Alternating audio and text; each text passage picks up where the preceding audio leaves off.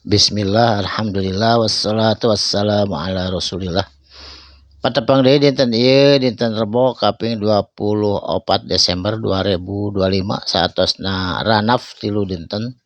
Insyaallah ayeuna tos mulai sembuh sehat seperti bihara-bihari. A'udzubillahi minasyaitonir rajim. Bismillahirrahmanirrahim. Masih dina suratul Kahfi ayat ke-55 na. Wa ma mana'a jeung teu aya nu bisa mana'a ngamamnukeun atawa ngalarang. Teu aya nu bisa ngalarang saurang ogenan annasa ka itu hiji jelema ayu minu kana yen iman itu jelema idja'ahum dina mangsa-mangsa datang hum ka itu jalma-jalma hudan pituduh. Jadi seueur umat kafir anu jadi mualaf anu teu bisa ditahan, teu bisa dihalangan. Iman kajen teu diaku ku keluargana, ku indung bapana ge tetep manehna lebet Islam hayang iman. Moal aya nu bisa ngalarang margi eta kersaning Allah.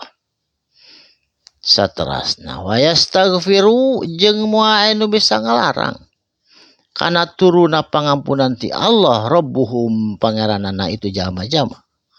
Dongkap we pangampunan ti Allah margi itu jelema teh kenging hidayah.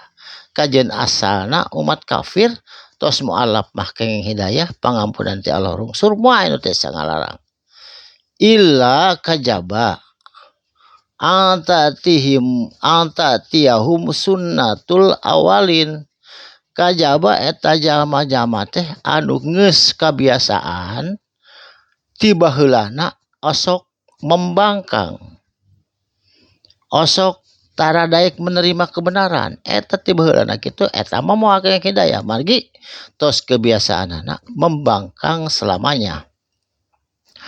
Auyatiyahum atawa bakal dibere ka itu jalma-jalma kafir da bongan membangkang selalu ala ada burung kubulan kusiksa kubulan hareupeun beungeutna. Jadi bakal datang hareupeun beungeutna jalma kafir naon siksa anu luar biasa. Saterasna wa ma nursila jeung teu nurunkeun kami saur Allah. Saha mursalina ka jalma-jalma anu diutus ku kami.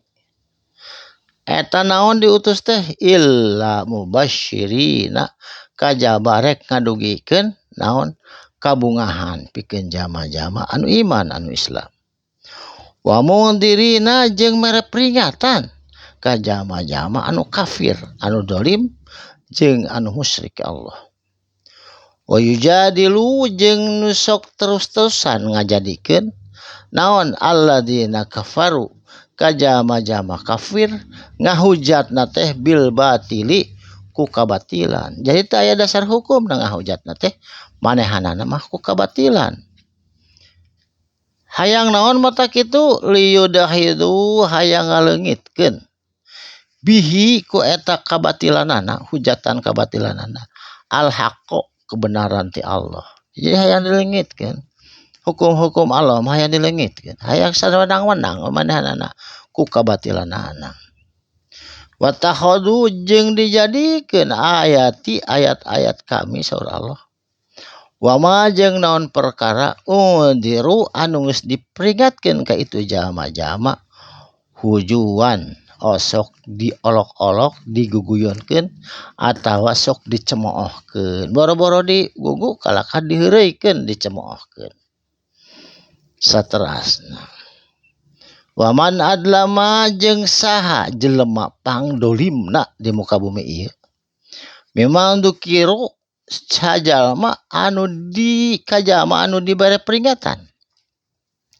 Manehna narima peringatan. Bi ayati tina ayat-ayat kami. Rabbihi ti pangeranana itu jalma-jalma.